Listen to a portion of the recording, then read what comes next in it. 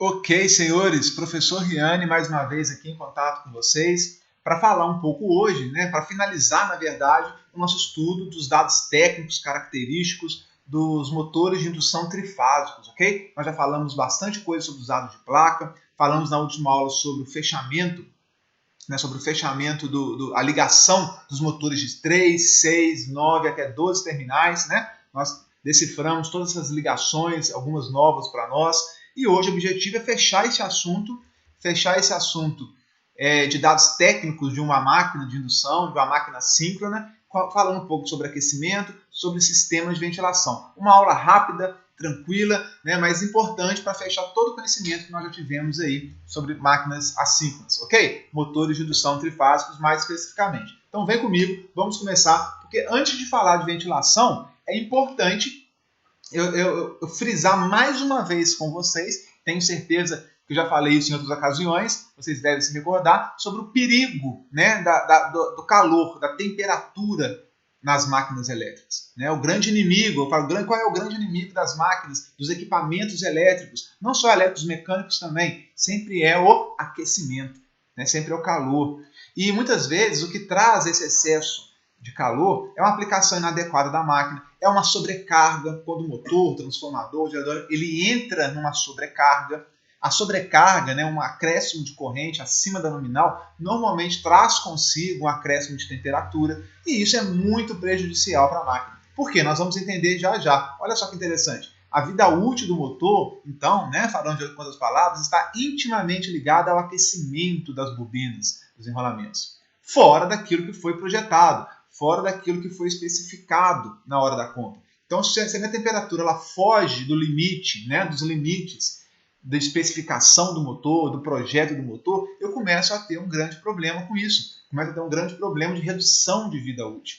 Querem ver só? Olha aqui um exemplo. Uma elevação de temperatura acima do projeto de apenas 10 graus. Então, se a temperatura ultrapassar o limite da especificação do motor em apenas 10 graus, a vida útil do motor reduz pela metade. Isso é um dado que quando eu vi a primeira vez, porque eu trabalhava na usina, com a parte um pouco de manutenção e um pouco de manutenção de máquinas. A minha área sempre foi mais essa parte de sistema elétrico de potência, mas a gente sempre estava em contato, até para fazer a proteção adequada dos motores, a gente tinha que conhecer muito bem essas máquinas. E esse dado sempre me chamou muita atenção, como é que um acréscimo de temperatura de apenas 10 graus acima do limite previsto pelo projeto, como é que isso reduz drasticamente a vida útil do motor. Eu vou mostrar um gráfico que isso vai ficar melhor mostrado aqui para nós. Não só aquecimento, eu sempre falo, o vilão é aquecimento, a temperatura, porque de fato mas não é somente isso, pessoal? A gente sabe também, tem os outros problemas que afetam a vida útil do motor, que é a umidade, além do especificado, fora do que foi do projeto, ambiente com vapores corrosivos, vibrações, poeira, quando essa poeira é a poeira muito abrasiva, uma poeira que contamina os enrolamentos do motor. Então, com o tempo, isso vai provocando a redução da vida útil da máquina também. Então, você imagina uma siderúrgica, uma mineradora, onde tem muito pó de minério em suspensão, então isso vai depositando no interior do equipamento, em cima do equipamento, e isso tende a prejudicar até a troca de calor, que vai levar a um maior aquecimento, caindo de novo no grande vilão, e também ele vai danificando, ele vai corroendo e a isolação das bobinas vai ficando quebradiça, e isso, com o passar do tempo, acaba provocando um curto-circuito. Perfeito? Então, olha só. Esse aqui é um gráfico, eu não me recordo de qual livro eu tirei, ou de qual manual de fabricante, mas ele mostra muito claramente como é que o acréscimo de temperatura, além do previsto, além do projetado, impacta na redução da vida útil do motor. Tá? Então, olha só, aqui nós temos esses enrolamentos, aqui, as bobinas, os enrolamentos de cobre, Nessa altura do campeonato, todos vocês já sabem que, apesar de a gente estar vendo cobre aqui nu, existe ali um verniz, existe ali uma isolação, uma camada de isolação desses enrolamentos de cobre, e na hora que isso vai, o aquecimento, a sobretemperatura, vai tornando essa isolação, esse verniz, esse material isolante, quebradiço, e com o tempo a fuga, ele vai se quebrando, ele vai sendo danificado, ele vai corroendo, e com o tempo a fuga de corrente de um enrolamento para o outro, provocando um curto-circuito entre espiras, entre fases, danificando o nosso motor. Tá? A gente lembra lá dos dados de placa do motor classe B, classe F, classe H, isso define a temperatura para a qual, né, os enrolamentos foram projetados, de modo a preservar a sua isolação, preservar ali o seu verniz, não é isso? Classe A é 105 graus, classe B é 130. Quem tiver com dúvida, volta lá nesse mesmo arquivo aqui, desses slides, lá nos dados de placa, classe de isolação, que lá vocês vão encontrar para cada classe A, B, E, F, H, qual é o limite de cada um. Aqui é um gráfico que mostra para as classes A e classe B. Eu vou usar a classe B como referência, né, sabendo que o limite dela é 130 graus. Então, se eu pegar aqui em azul a temperatura de 130 graus, e vou olhar aqui no gráfico qual é o número de horas de vida útil dessa minha máquina, eu vou ver que é em torno de 75 mil horas. Né? Então, o motor, a vida útil esperada para ele é em torno de 75 mil horas, desde que a temperatura não ultrapasse os 130 graus.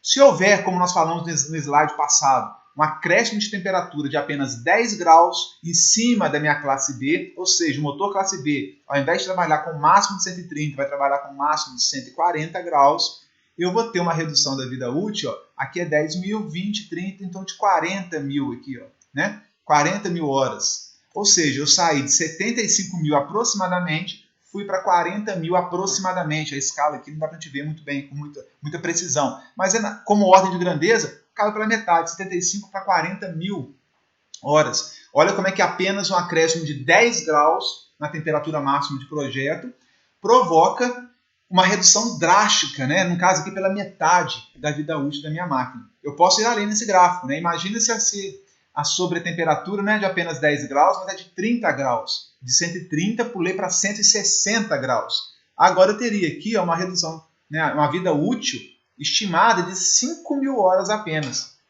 Percebam? Percebem, né? Que eu saí de 75 mil horas esperado para 5 mil se a minha temperatura sair de 130 para 160. Olha como que é importante o motor trabalhar respeitando seus limites de temperatura. Como que a sobrecorrente, né, a sobrecarga no motor provoca uma sobretemperatura e como isso é danoso para o motor. Percebe? Consegue entender? Então esse gráfico aqui pode ser útil na hora que a gente explica, na hora que a gente faz a proteção do motor, na hora que a gente investe em proteção, na hora que a gente vai investir em monitoramento de temperatura, né? Na hora que a gente desliga o motor, às vezes, na área, no campo, e para o processo, porque ele está com uma temperatura além do projetado, né? A gente tem que saber justificar isso, porque senão a produção, né, a operação da usina, da fábrica, da indústria, vai querer tocar o barco e vai querer parar. Né? Aquecer um pouquinho, mas continua com o motor funcionando, porque não pode parar a linha de produção. Só que isso pode custar muito caro. Dependendo do tamanho do motor, da potência do motor, né, do preço dele, uma redução dessa de 75 mil horas para 5 mil horas, né, ou pela metade, isso é significativo.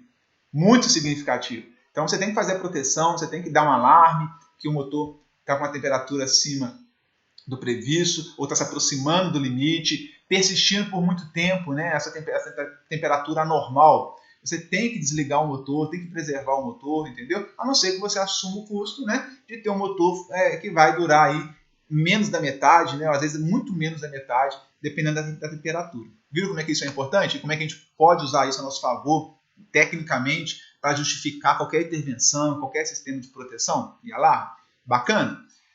Bom, vamos seguir e agora vamos entrar no assunto propriamente de ventilação. Né? Antes de falar de ventilação, nós temos que falar, explicar os perigos, né, do calor. Então agora a gente vai mostrar e trabalhar um pouquinho quais são essas formas de troca de calor para que o motor trabalhe sempre ali dos limites estabelecidos, né, naquela especificação da máquina. Então olha só, o que é ventilação, né, pessoal? Ventilação nada mais é do que o processo de troca de calor entre o interior do motor, né, e o meio externo. Então o que é ventilação? Troca de calor de dentro do motor, onde está mais aquecido, com o ambiente externo. Então, essa troca de calor, ela pode ser natural, ela pode ser forçada, nós vamos ver aqui agora. O primeiro tipo de ventilação que nós vemos é o motor aberto. Está vendo aqui? Nós temos um motor que ele tem alguns canais de ventilação, para que essa troca de calor entre o interno e o externo aconteça de forma mais razoável, né?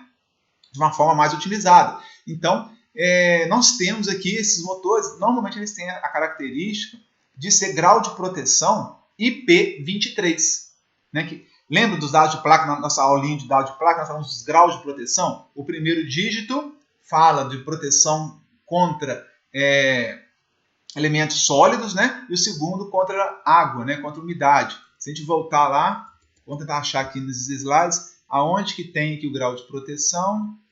Vamos ver, aqui, ó, grau de proteção. O primeiro algarismo, né, é a proteção contra a penetração de corpos sólidos. Ele é 23, então é 2. Então aqui, ó, ele protege contra corpos estranhos acima de 12 milímetros, né?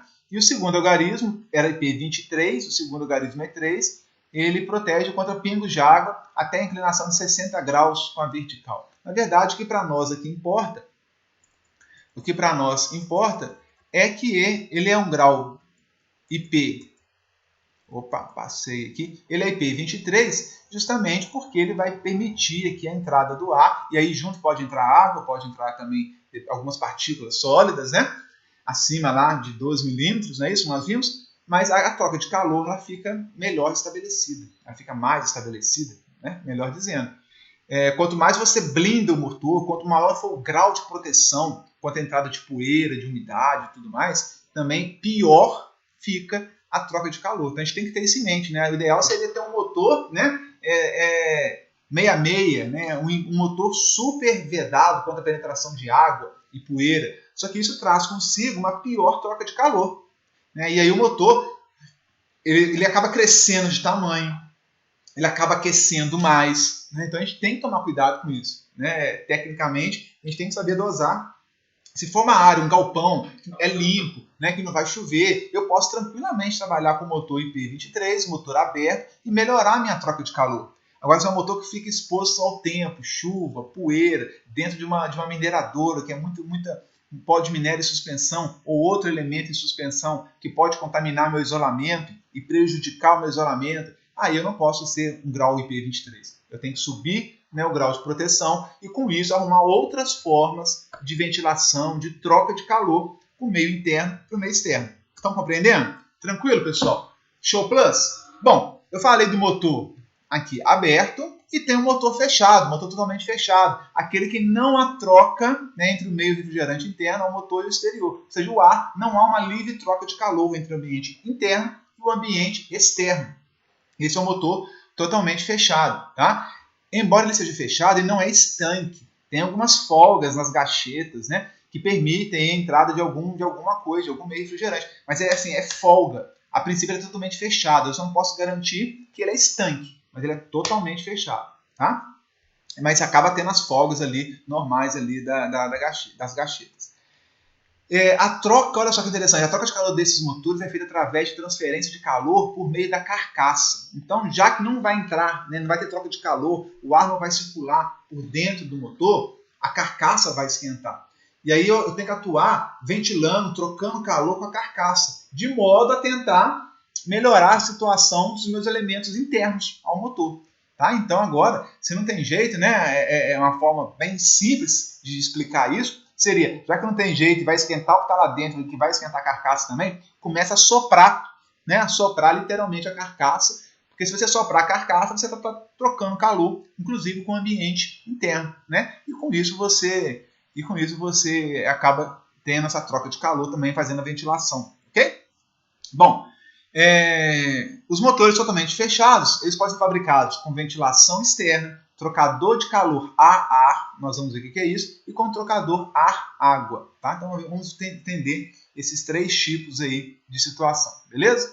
Primeiro, o motor com ventilação externa, primeira das três. Né? É um motor padrão que a gente está acostumado a ver com essas ranhuras aqui na carcaça, que a gente sabe que essas ranhuras, né, elas servem para que ocorra melhor troca de calor, melhor transferência de calor. Tá? Então aqui, acho que no próximo slide, aqui é um motor fechado, acho que no próximo slide eu coloquei, aqui tem.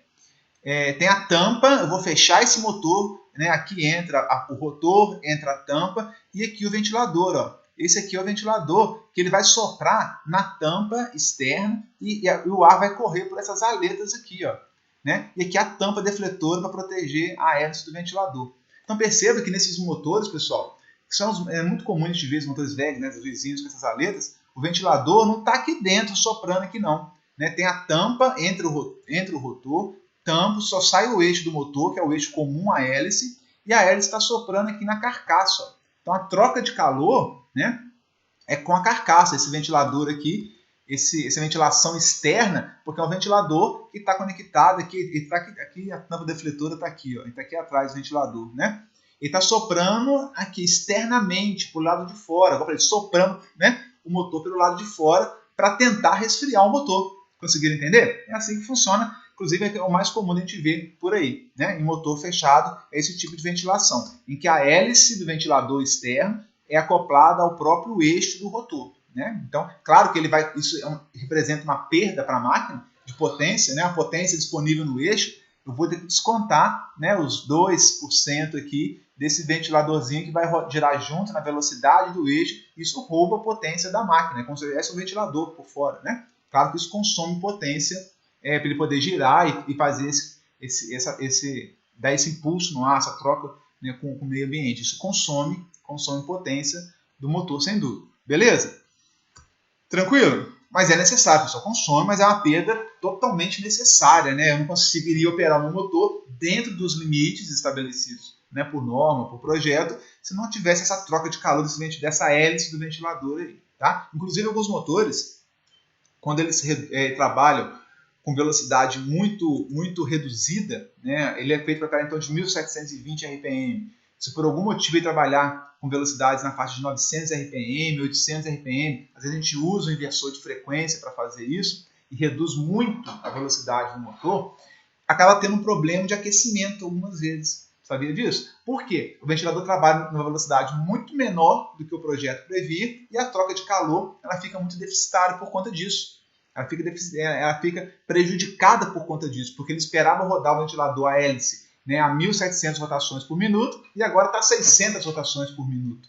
Às vezes, a hélice girando numa velocidade muito abaixo do que foi projetado, isso pode impactar violentamente na temperatura do meu motor. Olha que coisa interessante. Até isso, né, nós temos que avaliar.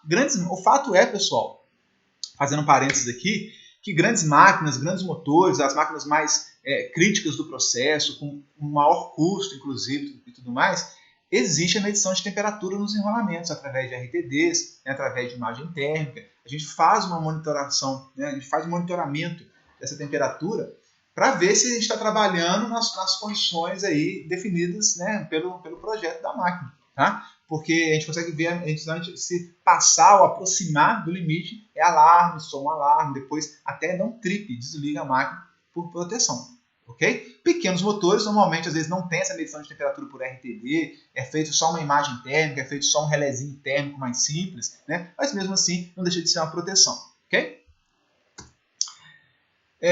Vamos para outro tipo agora de ventilação, que é um motor totalmente fechado, com trocador de calor ar-ar. O que é isso, meninos? Esse motor, são motores providos de ventilador interno e um trocador de calor montado na sua parte superior. Né? Então, a grande diferença desse motor aqui, acostumem com esse formato, né, de máquina. Muita gente está acostumada a ver com esse formato aqui, né, de motor cilíndrico. Aí quando vê um motor, né, nessa forma aqui retangular, às vezes essa caixa, né, acaba ficando espantada, nem reconhece o motor. Né? Na verdade, pessoal, o mesmo motor lá, só que ele tem aqui, ó, uma parte de troca de calor do ar com ar. Tá? Então, essa troca de calor aqui, existe um ventilador aqui acoplado ao eixo da máquina e existe um sistema aqui de circulação de ar natural. Então, isso aqui é para facilitar, para melhorar a troca de calor do estator. Então, existe um ventilador aqui, existe um ventilador interno, mas o mais importante dele é esse trocador de calor aqui. Ó, né? Existe uma hélice acoplada ao eixo que faz a movimentação do ar, mas esse trocador de calor ele permite que esse processo seja otimizado de forma muito mais satisfatória. Tá? Então, os motores que utilizam são grandes motores, obviamente. Você não vai ver um motorzinho de 5, 10 cavalos utilizando esse tipo de sistema de ventilação. São grandes máquinas, né? Que aquecem muito, corrente muito mais elevada e tudo mais. E utilizo isso daqui. Opa! Deixa eu voltar aqui, pessoal. Travou. E utilizo esse sistema, né, como um trocador, né, de circulação de ar natural aqui para melhorar esse processo de ventilação. Tranquilo? Então, sempre que verem na área, né, um motorzão com essa caixa aqui em cima, não se preocupem, não se espantem, né, nada além do que o sistema de ventilação ar-ar, essa trocador de calor ar, ok? Por fim, nós temos o nosso motor totalmente fechado com trocador ar-água. O que é isso, hein, pessoal? Aqui, ó. Opa! Cadê? Aí, rapaziada. Yoda. Segura aí que já vou mostrar o momento Yoda. Esse motor totalmente fechado com trocador ar-água, ele tem um sistema, olha só, ele tem um ventilador externo, né, um trocador de calor ar-água, e o calor gerado no interior é transferido para a água que circula no interior dos dutos que formam o trocador de calor. Então agora eu estou utilizando água, né, como se fosse um processo de um radiador de um motor de automóvel, né, de veículo. Eu estou usando a água para fazer essa troca de calor. Eu estou usando a água como método de refrigeração. A gente sabe que a água, né, passando em cima de determinadas galetas, ali, daqueles dutos onde estão recebendo calor, a troca de calor é muito mais intensa do que o ar, né? Então, quando eu uso água, a troca de calor, ela a performance dela vai muito além do ar. Então, tem alguns sistemas, alguns motores que tem aqui um sistema de recirculação de água que faz a troca, né, da água ali em contato ali com as partes quentes do motor, muitas vezes a parte estatórica, né, por fora do motor, e consegue trocar esse calor com muito mais velocidade, né, com muito mais rapidez e com muito mais eficiência. Ok? Tem aqui uma foto, eu não coloquei, rapaz. Bom, vamos para o momento Yoda. Eu estava procurando uma foto aqui que mostra. Eu vou revisar esse material e na internet, no SIGA, eu vou colocar já aqui um slide que vai mostrar essa questão um exemplo real da VEG. Até um motor síncrono, são vários motores síncronos dentro de uma siderúrgica, se não me engano, né? Acho que é um laminador, que ele mostra que tem essa estrutura e alguns têm até o ventilador externo lá para fazer essa troca de calor, tá? Bom, vamos lá. Agora aqui esse momento Yoda, né? Acabei mostrando um pouquinho antes, que é a forma que eles encontraram aí, não sei em que área, né, da agricultura, para fazer essa troca, essa ventilação do motor, essa troca de calor do motor, com base trocador de ar-água, sabe? De uma maneira muito, muito, muito artesanal, né? Até cômica, mas que funciona, né? Não recomendo, não é a forma correta de se fazer essa troca de calor, mas veja o que eles pensaram, bolaram e tem funcionado. Quer ver? Espero que você... Deixa eu aumentar o volume aqui. Não sei se no vídeo vai aparecer o som com qualidade. Se não aparecer, eu ponho esse videozinho depois à parte para vocês, ok? Aí, rapaziada aí da agricultura. Se você tiver com o motor aí novo ou motor velho, aí, esse motor aqui foi 4 mil, tem 2 meses de uso, mas como ele estava esquentando devido à bomba ser de outro, olha o que a gente fez para ele não esquentar, ó. Ele trabalha o dia todinho dessa forma aqui, ó. Foi adaptado aqui a mangueira para justamente cair água em cima dele e ele não superaquecer, porque estava derretendo ventoinha, né? Aí caindo água assim, ó, ele passa o dia todo fresquinho, trabalha o dia todinho. Mas se você fizer no motor velho, queima. Mas como o motor é novo, ele vem blindado de fábrica. Ó, pode cair água, ó. Tá trabalhando. Fica a dica aí, hein? Olha que barato, né, pessoal? Nada que ele fez aí, né? Na verdade, acho que ele assistiu essa aula nossa aqui e fez um motor, pegou um motor fechado e fez uma troca de calor, né, com a água, né? Então a água está resfriando aqui, ó, a água está resfriando a carcaça do estator e com isso, lá dentro, o ambiente lá dentro do motor acaba trabalhando a uma temperatura muito abaixo, né? E é engraçado que parece que o motor, né, obviamente, está subdimensionado, ele está tocando um processo ali que ele está em sobrecarga, né? Essa sobrecarga está aquecendo demais o motor, então tinha que ser um motor, às vezes, de maior potência, não é isso? Ele comenta, acho engraçado, que a ventoinha estava derretendo, o motor estava queimando, né? E ele colocou outro mais novo, de igual potência, parece, mas para ele funcionar e não queimar, né, tem que ter esse recurso aí da água o dia inteiro caindo sobre o motor para ele conseguir trabalhar. Funcionou? Funcionou. Claro que tecnicamente não é a melhor solução, né? Você poderia ter um sistema que deve ter água em abundância, né? Deve ter ali uma água corrente e tudo mais. Então ele usou o artifício que ele tinha, né? Eu acho até interessante essas soluções que de engenharia, né? Não sei se alguém orientou, se ele mesmo pensou isso, mas é interessante essas soluções que a gente consegue fazer de uma forma mais eficiente. você consegue fazer de uma forma mais técnica, né? Atender esse cliente, muitas vezes, só especificando a potência do motor adequada, né? Não seria necessário uma refrigeração, uma ventilação dessa com água, né? Se o motor fosse adequado para a carga, seria desnecessário, né? Mas enfim, só para ilustrar essa questão. Aí, rapaziada aí da... Beleza? E agora, por último, o motor com ventilação forçada. Esse aqui é interessante também, né? Que é aquele cuja refrigeração é efetuada por um sistema adequado, onde pequenos motores, tá vendo? São acionados independentemente e forçam a entrada aqui do ar, né? Para trocar calor com o motor. Então esse aqui é o motor principal e tem um motorzinho auxiliar, ó, independente. Ó. Agora a hélice, né, não está mais acoplada ao eixo do motor, como nós mostramos aqui, trocador a ar e tudo mais. Vem aquela caixa em cima do trocador. Aqui eu tenho uma troca de calor feita por um motor independente. A gente fala que é ventilação forçada. Okay? A ventilação forçada é justamente esse motorzinho aqui, ó, que eu vou gastar energia para alimentar o motor principal e esse motor auxiliar, que normalmente aí não passa de 10%, 5% da potência do meu motorzão original, e que a função dele é soprar, né, para aumentar aqui a troca de calor. Isso é muito comum, pessoal, essa ventilação forçada, em transformadores de grande potência. Tá? Em subestações isso é muito comum. Tem transformadores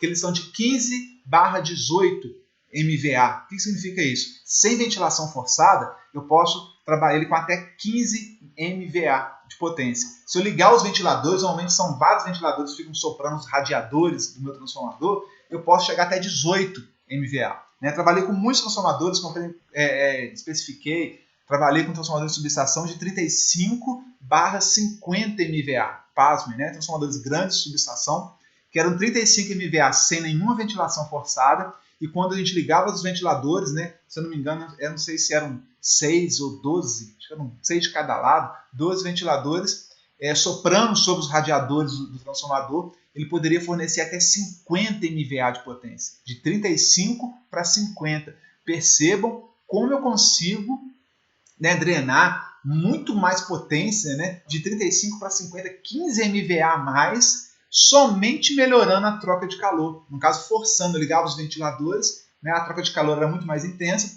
o transformador trabalhava muito mais fresco e com isso ele conseguia fornecer 15 MVA a mais de potência. Isso é fantástico, né? Quer dizer, a potência do equipamento, muitas vezes, aí, no final das contas, é determinada pelo seu calor, pelo aquecimento que ele provoca. Se você melhora o sistema de troca de calor, de aquecimento, né, você consegue fazer a máquina trabalhar com uma temperatura mais baixa, você consegue tirar mais potência da máquina. Né? É fantástico esse conceito, né, para nós aqui. Ok? Eu acho que aqui tem a foto. Aqui, ó. Tem aqui, ó. São laminadores de uma siderurgia, tá? De uma siderúrgica. Então aqui nós temos esses motorzões aqui. Motores de laminação são grandes motores. E nós temos, pessoal, olha que interessante. Aqui os motorzinhos auxiliares, que a única função deles, ó, é fazer ventilação forçada, trocar calor. Na hora que está laminando as placas de aço, né, o que for do processo, exige uma corrente muito grande, o motor esquenta demais. Se eu faço uma troca de calor adequada, né, eu consigo diminuir, né, o tamanho do motor que eu precisaria. Então, nesse caso aqui, a troca natural muitas vezes não é indicada, ou não é a mais indicada. Então, vale a pena investir em grandes motores, em grandes processos, vale a pena a gente investir em motor com ventilação forçada.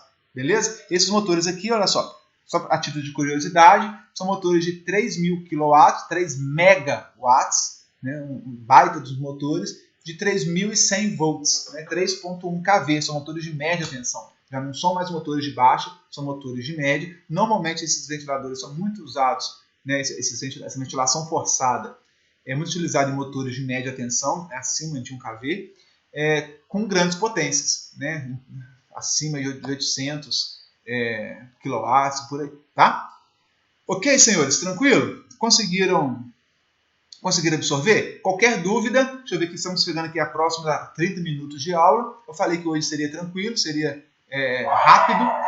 E qualquer dúvida, não deixe de ir lá no grupo do Telegram, ir lá, colocar sua dúvida, fazer um comentário. Às vezes você tem um motor aí onde você trabalha que segue alguma dessas características que nós mencionamos aqui, posta foto lá se for possível para a gente, ou então comenta do caso, né, tira dúvida. Isso só enriquece o nosso trabalho e o aprendizado, tanto de vocês como da gente aqui também. Né? Sempre tem uma novidade, sempre tem uma característica técnica nova que a gente está aprendendo junto com vocês. Beleza? Então não deixe de participar, né? Não deixe de estar com a gente. Ó, antes de terminar, esqueci o nosso último slide aqui, ó. É rapidinho, vamos falar dele sim. Né? Achou que já estava acabando, mas vou pedir mais um minutinho da sua atenção, que é o motor à prova de explosão. Aqui nós temos um exemplo aqui dos motores para a área classificada, né? Motores para áreas motores que são à prova de explosão. Esses motores à prova de explosão, eles não permitem, são motores muito bem fechados e não permitem que nenhuma fagulha deixe o ambiente interno, né, e vão para o ambiente externo, que isso pode provocar uma explosão. Então imagina que ele trabalha numa região onde nós temos gases, né?